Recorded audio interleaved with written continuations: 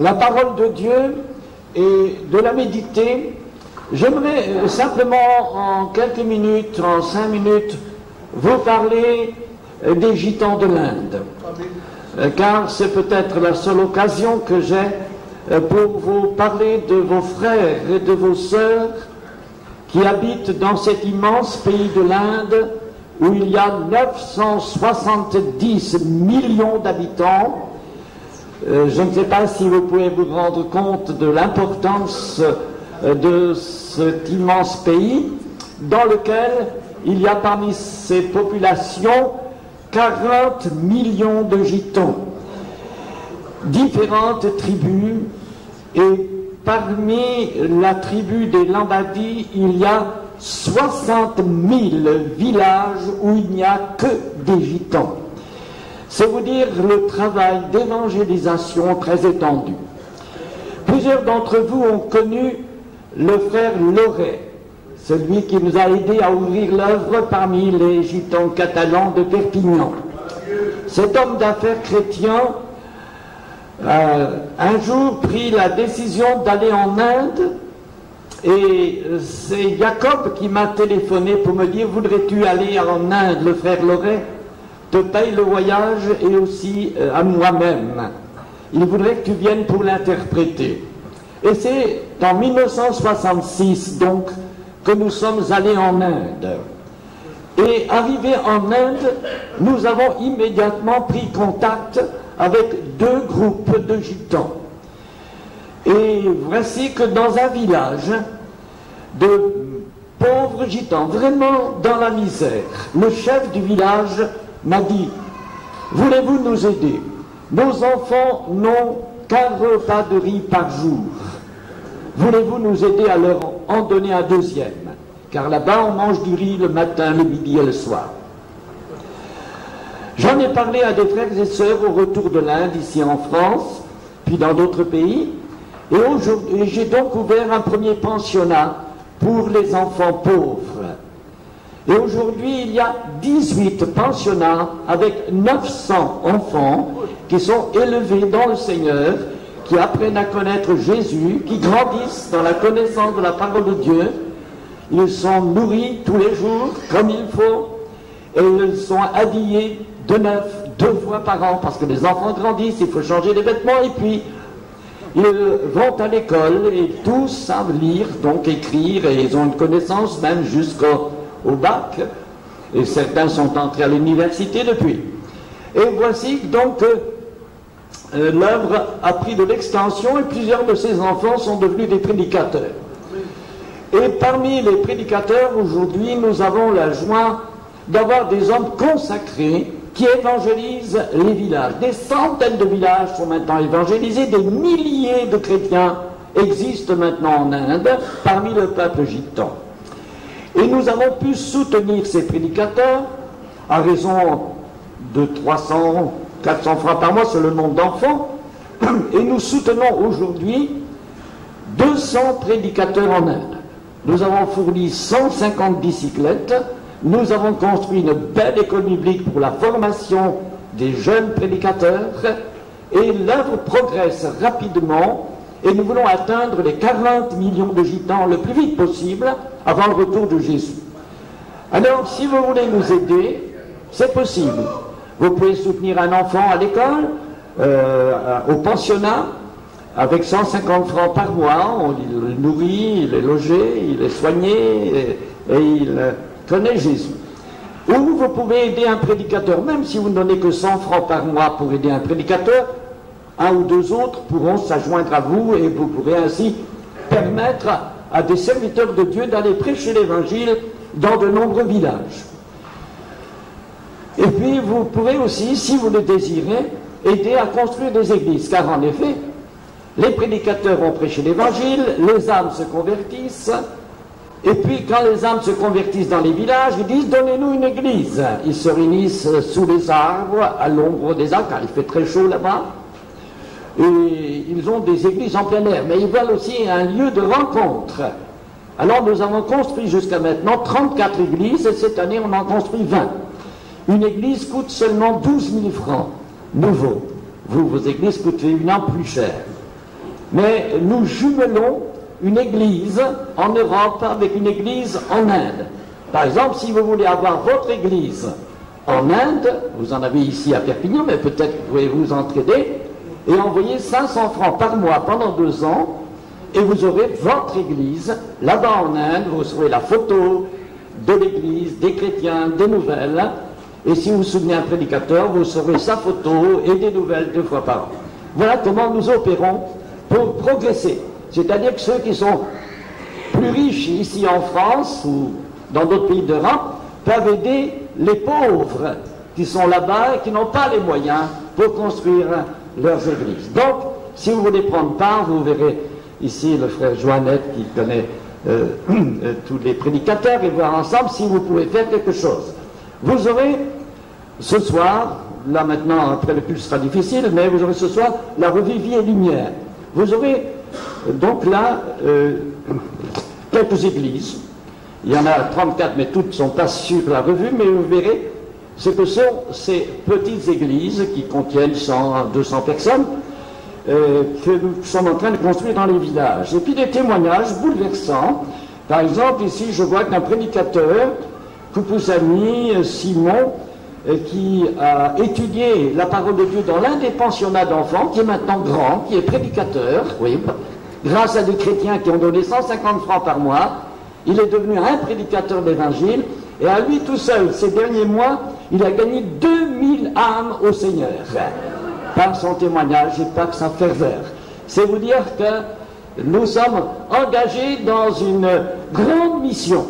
Et vous, à Perpignan, bon, on vous appelle les gitans catalans, et il y en a d'autres, on les appelle les manouches, d'autres on appelle les roms, là-bas c'est d'autres noms, mais c'est le même peuple.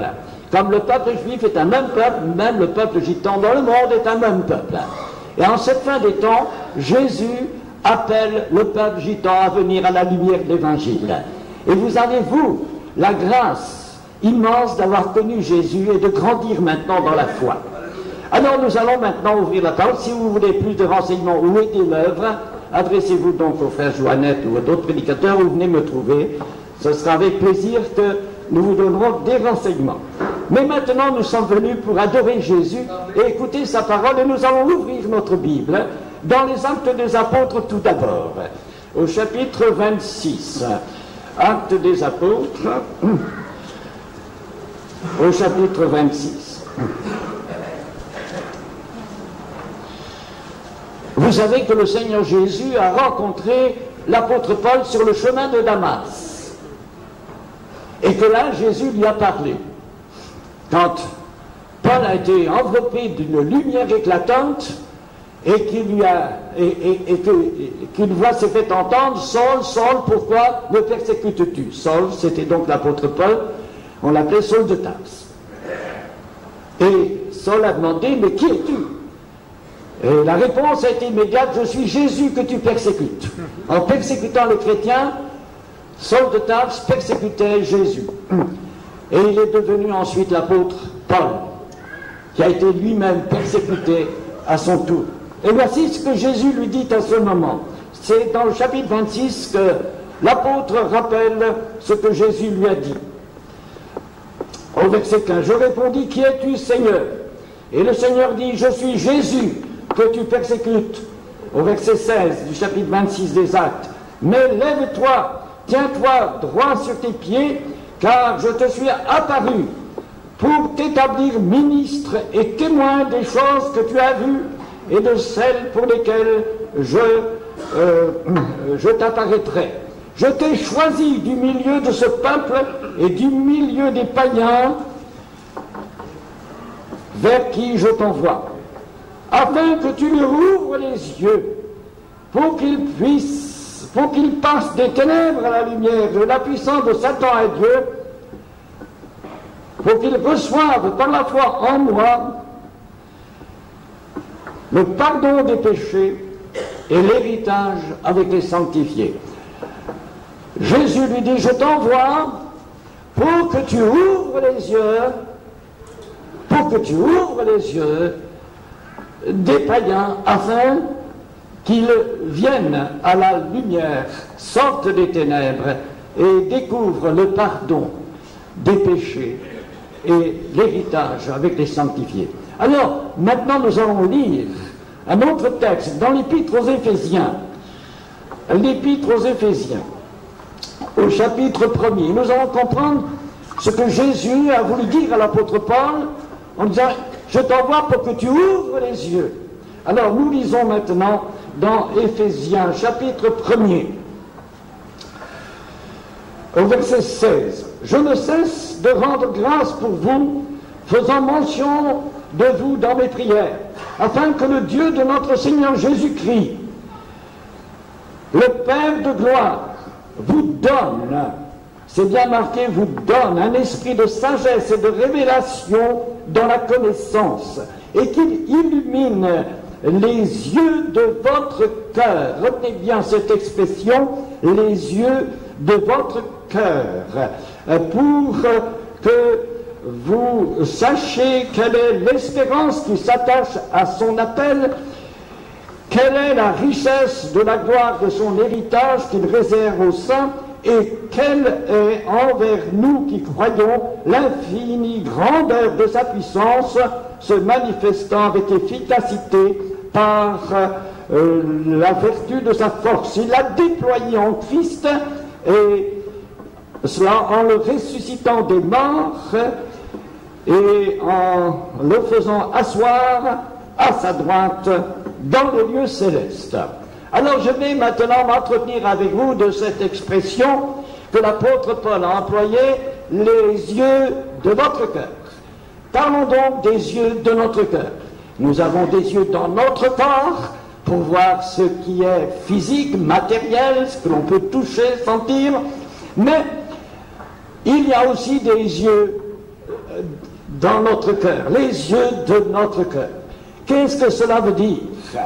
Tout d'abord, retenons que l'apôtre Paul dit que le Dieu de notre Seigneur Jésus-Christ désire nous donner quelque chose. Il veut faire quelque chose en nous, le Dieu de notre Seigneur Jésus-Christ.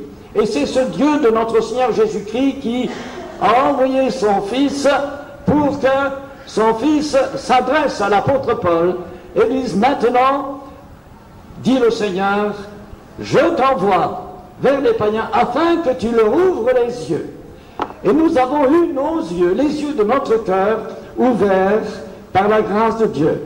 Et nous lisons dans ce texte que, afin que le Dieu de notre Seigneur Jésus-Christ, le Père de gloire, vous donne un esprit de sagesse et de révélation dans sa connaissance.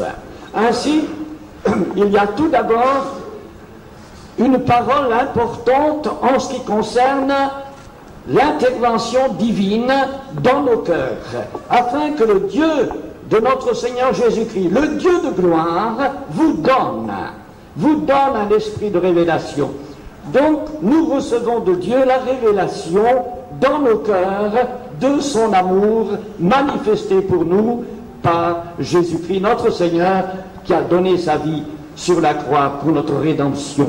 Dieu vous donne. Et l'apôtre Jacques écrit dans son épître que toute grâce excellente, tout don parfait descende d'en haut, du Père des Lumières, dans lequel il n'y a aucune ombre de variation. Ainsi, les dons viennent d'en haut, et c'est d'en haut que nous avons reçu la révélation de l'amour de Dieu, la révélation de la connaissance de Dieu, de sa personne.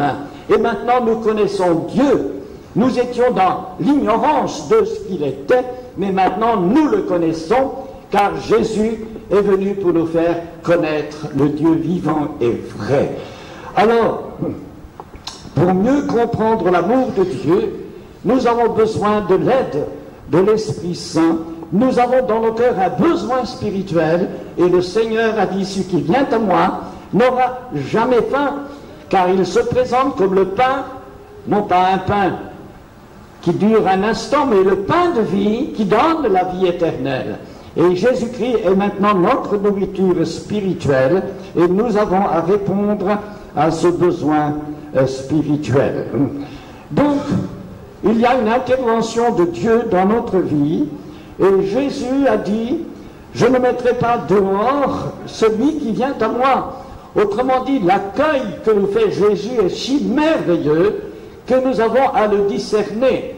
Il y a un gitan qui prêchait une fois, je me souviens, il disait, non pas élégamment, comme on dirait en bon français, je ne mettrai pas dehors ce qui vient à moi, mais dit, mais Jésus, mon bon Seigneur, il a dit, je ne foutrai pas dehors ce qui vient à moi. J'ai aimé cette expression, car ça démontrait que c'est vrai, dans le monde, on nous fout dehors quand on va chiner, mais Jésus, lui, est bon et il accueille tous les hommes qui viennent à lui pour avoir la lumière. Et Jésus est donc le miséricordieux Seigneur qui change les vies, qui transforme les vies, qui accorde la grâce du salut, qui ouvre les yeux. Et je me souviens de ce gitan à Balaguer, qui était un garçon terrible, pareil que les gendarmes n'approchaient jamais de son groupe, tellement il était méchant, et il ne dormait jamais sans avoir son revolver sous son oreiller. C'est ce qu'il me disait. Et malgré cette dureté, cette violence qui était en lui, un jour il a entendu l'évangile, et ses yeux, les yeux de son cœur se sont ouverts pour comprendre l'amour de Jésus, et cet homme a été complètement transformé, et il me disait, maintenant je ne dors plus avec le revolver sous mon oreiller, mais je dors avec la Bible sous mon oreiller. Ça c'est merveilleux. Une transformation radicale dans son cœur, parce que les yeux de son cœur s'étaient ouverts à la lumière de l'Évangile. Alors maintenant nous allons voir le texte de l'apôtre Paul, nous allons l'analyser, on apprend ça aussi à l'école biblique, à analyser un texte, et nous allons remarquer plusieurs points importants dans ce que nous avons lu tout à l'heure dans Éphésiens. Tout d'abord, il est dit ceci, que le Dieu de gloire, le Père de notre Seigneur Jésus-Christ, nous donne la révélation et que Dieu illumine les yeux de notre cœur, afin que vous sachiez quelle est l'espérance qui s'attache à son appel. Qu'il illumine les yeux d'autres, qu'il éclaire les yeux de votre cœur, afin que vous sachiez. Donc il y a une lumière qui vient dans notre cœur, et nous avons besoin de la lumière solaire pour nos corps.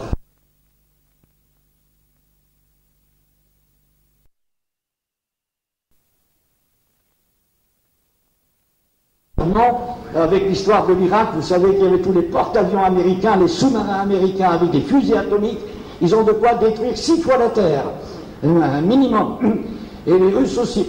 Alors tout ça fait qu'on a peur. Et il y avait des gitans qui avaient peur en Allemagne. Ils ont pris l'avion pour aller en Argentine.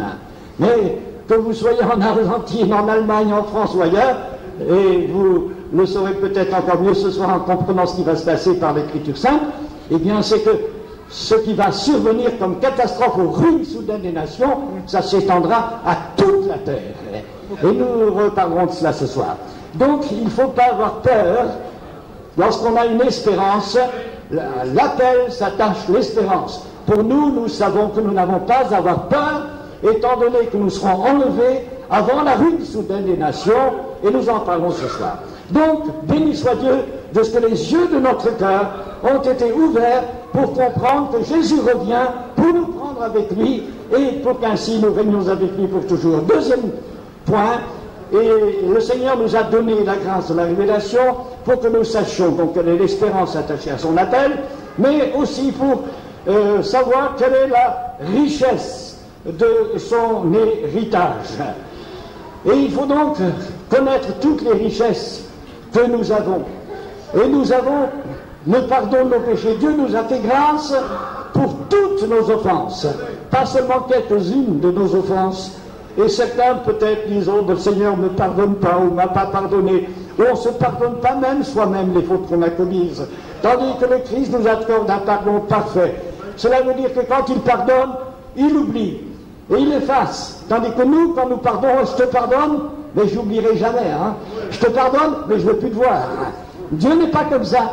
Non, la bonté de Dieu est grande et nos yeux, les yeux de notre cœur se sont ouverts sur cette bonté du Seigneur, sur justement cette richesse qui nous est donnée. Nous avons l'héritage spirituel qui nous est accordé par le Seigneur et nous avons dans nos cœurs des certitudes, non pas des suppositions, non pas des imperfections, mais une parfaite réalisation de ce fait que nous sommes maintenant devenus enfants de Dieu. Et ça, il faut en avoir la certitude absolue et ne pas laisser nos cœurs être troublés. Mais les yeux de notre cœur, qui ont donc maintenant l'éclairage, qui, sur leur héritage spirituel, qui fait d'eux des êtres nouveaux, leur donne la possibilité de voir les choses différemment que lorsque l'on est un converti. Ainsi, par exemple, il y en a qui voyaient toujours les choses mal. Il y en a qui ne voient que les défauts des autres ou qui ne voient que les choses mauvaises.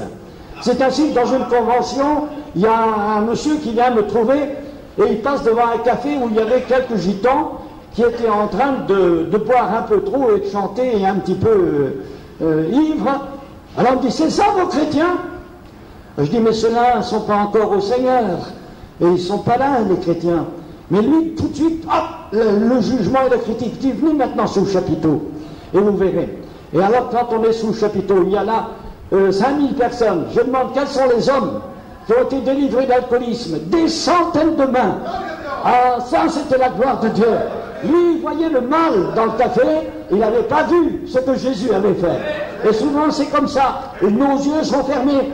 On ne voit pas ce que Jésus a fait, mais on voit toujours ce que le diable fait. Mais nous voulons voir ce que Jésus fait. Alléluia. Il faut voir les miracles de Dieu dans la vie des autres. Vous connaissez cette histoire d'une dame qui, un jour, presque chaque semaine, a regardé sa voisine venir prendre son linge là parmi les H&M. Et elle disait, oh, celle-là ne sait pas laver son linge, il est toujours sale. Et voici qu'une autre voisine vient la voir, hein, et elle lui dit à cette voisine, regarde celle-là là-bas, regarde, elle étend son linge et son linge est mal lavé. Elle ne sait pas laver son linge, cette dame-là. Alors la voisine lui dit, mais est-ce que tu n'aurais pas un chiffon là quelque part dans... Oui, ben, elle lui donne un chiffon, elle prend le chiffon, et qu'est-ce qu'elle fait? Elle essuie la vitre. Elle dit, tu vois, c'est pas son linge qui est sale, c'est ta vitre qui est sale. Et c'est comme ça qu'il voit la poutre dans l'œil des autres. Non, c'est pas comme ça. Jésus a dit, tu vois la taille dans l'œil des autres, et tu ne vois pas la poutre qu'il y a dans ton œil. Nous, notre jugement est faux. Alors que Dieu nous ouvre les yeux pour voir ce que Jésus a fait dans nos frères et dans nos sœurs, au lieu de critiquer, il fait ceci, il fait cela. Mais voir ce que Jésus a fait dans leur vie, voir la transformation que le Seigneur a opérée dans leur vie. Alors ayez les yeux de l'amour, les yeux du cœur remplis d'amour pour ses frères et pour ses sœurs. Et ainsi nous serons aussi tous ensemble bénis de Dieu. Oui, nous sommes tous maintenant des enfants de Dieu et nous devons voir la gloire de Dieu, la richesse de la gloire de Dieu dans nos vies et dans les vies changées de nos frères et de nos sœurs. Les yeux du cœur. Et dans ce texte, il est dit aussi que cette richesse est un héritage, la richesse de son héritage. Et comme il est dit d'Abraham, il est dit de Moïse aussi, qu'il avait les yeux fixés sur la rémunération. Et sur quoi sont fixés les yeux de notre cœur? Eh bien, sachons que les grâces de Dieu, les dons parfaits de Dieu descendent d'en haut, et ils sont pour nous. Et le Seigneur Jésus est prêt à donner aussi le baptême dans le Saint-Esprit à tous ses enfants. C'est un cadeau de Dieu, et nous avons à le recevoir par le moyen de la foi. Et nous bénissons Dieu pour la grâce qui nous est donnée en Jésus-Christ. Nous sommes co-héritiers avec Christ des biens éternels. C'est quelque chose d'inimaginable. Et nous ne savons pas quelle est la richesse que nous avons en Jésus-Christ. Nous ne savons pas toujours l'apprécier parce que les yeux de notre cœur sont quelquefois fermés. Alors, troisième point, parce que le temps s'écoule, et Dieu nous donne justement l'éclairage, l'illumination de nos cœurs, les yeux de notre cœur, pour savoir quelle est envers nous l'infinie grandeur de sa puissance qu'il a déployé en Christ en le ressuscitant des morts. Ainsi, Dieu ne veut pas que nous restions dans l'ignorance. Paul a dit, je ne veux pas que vous soyez dans l'ignorance. Et il le dit à propos du retour du Christ, il le dit à propos de l'au-delà. Et ainsi, maintenant, nous avons à avoir les yeux ouverts sur la réalité de la puissance de Dieu, l'infinie grandeur de sa puissance. Quelquefois, nous limitons Dieu. Nous n'avons pas la perspective de sa grandeur, de tout ce qu'il est capable de faire. Et l'apôtre Saint Paul nous amène à comprendre que la puissance divine s'est manifestée par la résurrection de Jésus-Christ. Et que le Christ que nous servons est le Christ vivant, et vivant au siècle des siècles. J'étais mort, est-il dit en paix, et maintenant je suis vivant. Je suis le même, dit l'Écriture, aujourd'hui, hier, éternellement. Jésus-Christ ne change pas, Dieu l'a ressuscité, et il vit à toujours. Et c'est à nous d'avoir les yeux de notre cœur fixés sur lui.